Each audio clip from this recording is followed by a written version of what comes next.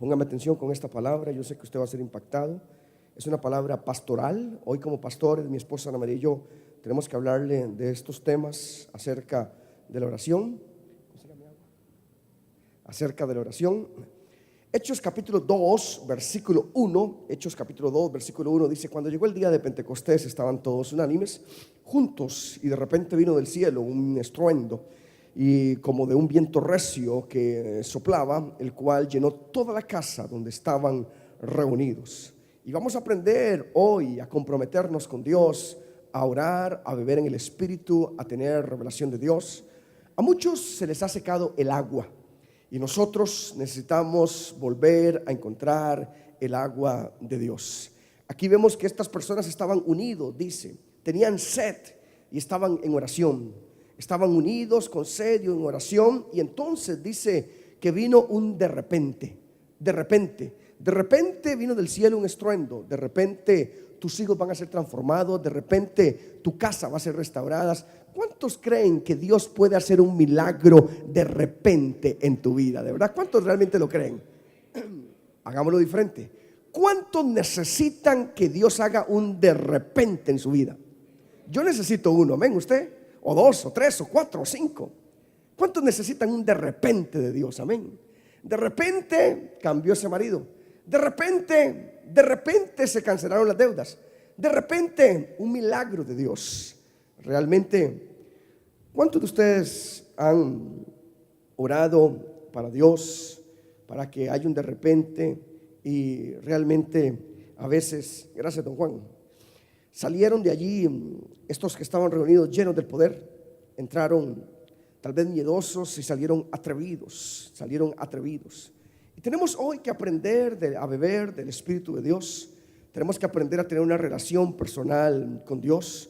Aquí hay un derramar de Dios en nuestras vidas. Aquí se predica buena palabra. Yo tengo muchos mensajes, muy buenos mensajes, algunos mejores que otros, pero palabra buena, palabra revelada, palabra fresca. Pero más que eso, usted necesita, como usted, superar todo lo que mi esposa Ana María y yo hacemos. Si nosotros oramos todos los días, si tenemos vida de oración, usted como discípulo nuestro necesita orar más que nosotros, tener más revelación de Dios, porque yo voy a ser un buen maestro, voy a ser un buen pastor cuando usted esté motivado a hacer cosas mayores que las que yo y Ana María podemos hacer. Amén. Así que usted necesita realmente en este tiempo ser confrontado para que haga grandes cosas. Y dice la palabra de Dios en el libro de Lucas, San Lucas, capítulo 18, versículo 1. Vamos a abrir San Lucas, capítulo 18, versículo 1. Dice: también les refirió Jesús una parábola sobre la necesidad de orar siempre y no desmayar. Repita conmigo y diga: la necesidad de orar siempre y no desmayar.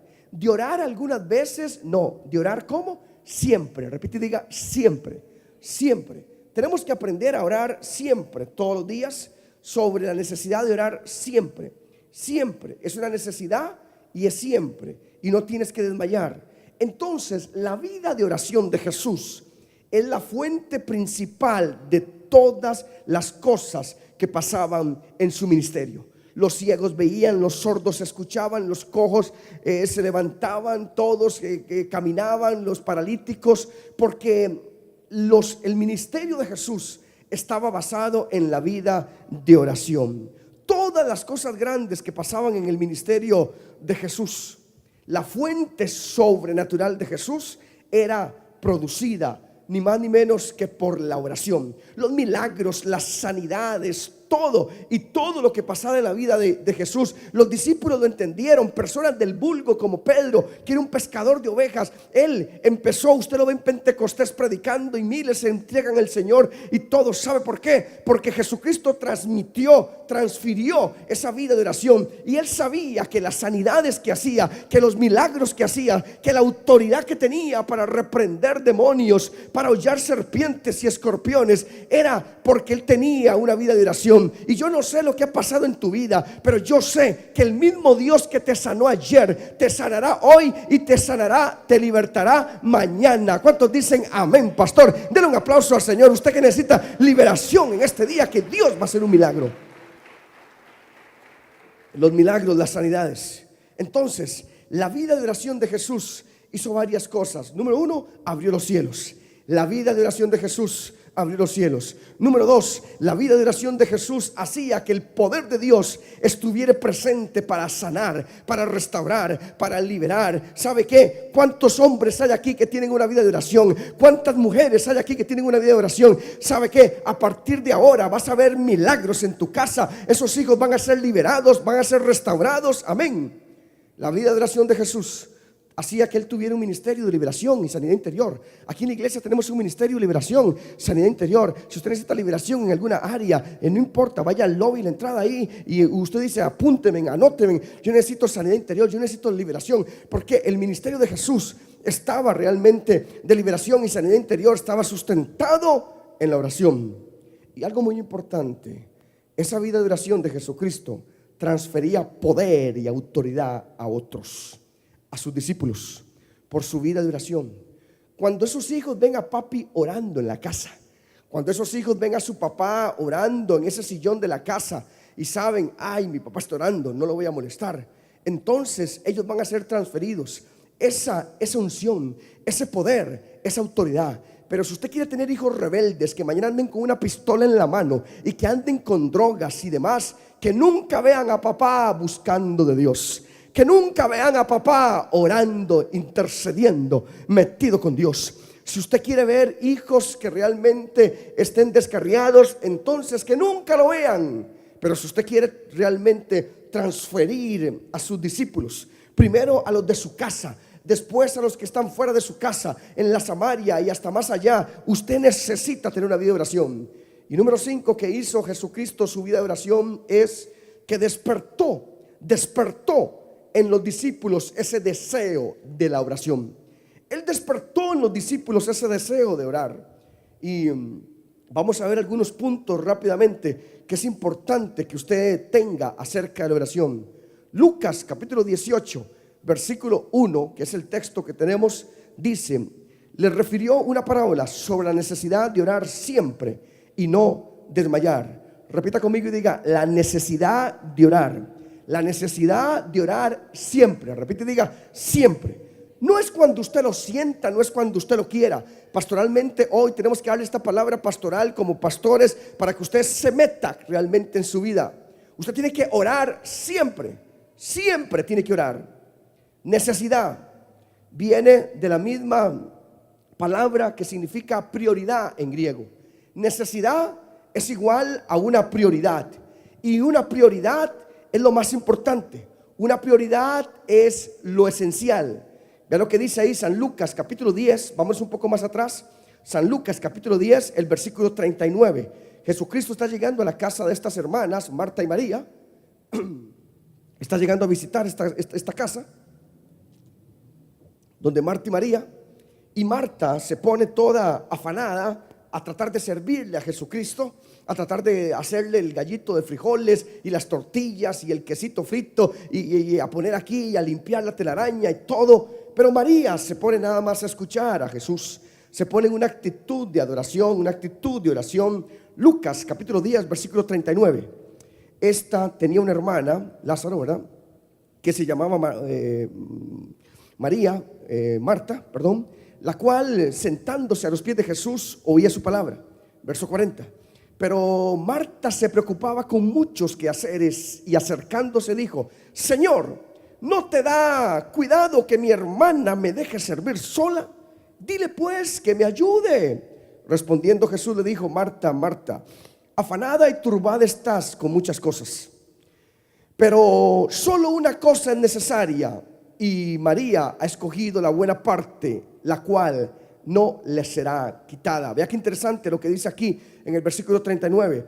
Esta tenía una hermana que se llamaba María, la cual sentándose a los pies del maestro, ¿qué es lo que hacía a los pies de Jesús? Oía su palabra. Repita conmigo y diga, oía su palabra, oía su palabra, oía. Repita conmigo y diga, oía su palabra, oía su palabra, oía su palabra. O sea, estaba en una actitud de oración, estaba en una actitud de adoración, estaba en una actitud de oración, oía su palabra. Y a lo que dice en el verso 42, Jesucristo le dice, pero solo una cosa es necesaria. Repita conmigo y diga, solo una cosa es necesaria. Repita conmigo y diga, solo una cosa es necesaria.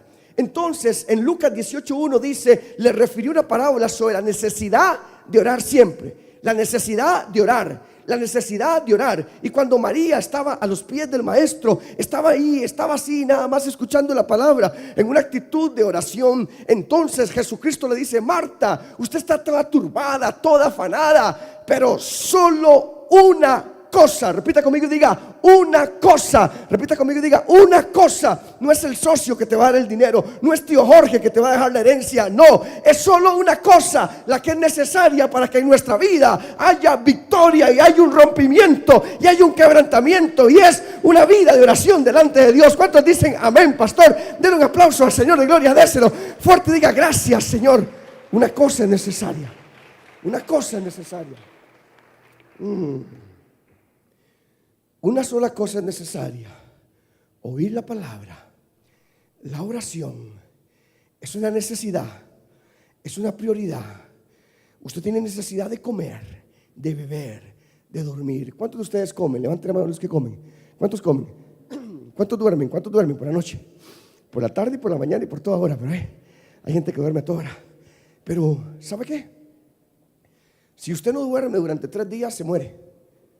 Usted puede tal vez dejar de comer más días, pero si usted después de 3 días no cierra los ojos, se los mantienen abiertos, al 4.º día usted se muere. Se muere.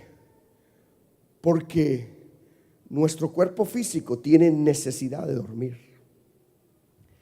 Esto es una necesidad. Y Jesús dice que la oración es lo primero. Es lo primero.